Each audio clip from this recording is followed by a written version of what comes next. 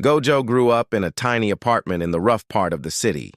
The walls were cracked, the fridge was often empty, and the basketball he practiced with was so worn it barely bounced.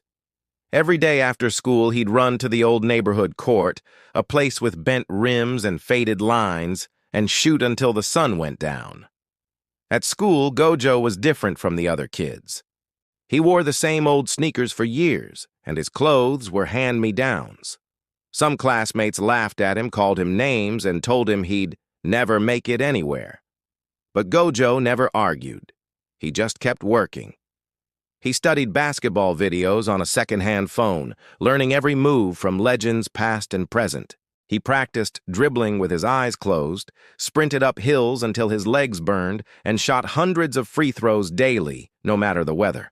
By high school, his skills were impossible to ignore. In his first game, he scored 45 points against the best team in the city.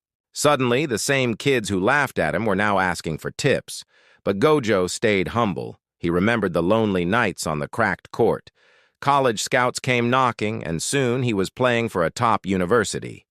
His relentless work ethic, lightning-fast reflexes, and deadly three-point shot earned him the nickname the Phantom, because defenders swore he'd disappear and reappear in another spot before they could blink. Years later, Gojo stood on the world stage, playing in the championship game, packed stadium, millions watching.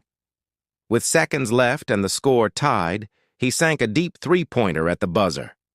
The crowd roared. Gojo had become the world's best basketball player. And when reporters asked him for his secret, he just smiled and said, "It's simple. I worked when others rested. I believed when others doubted. And I never let my circumstances decide my future." Life lesson. Your background doesn't define your limits. Your work ethic does.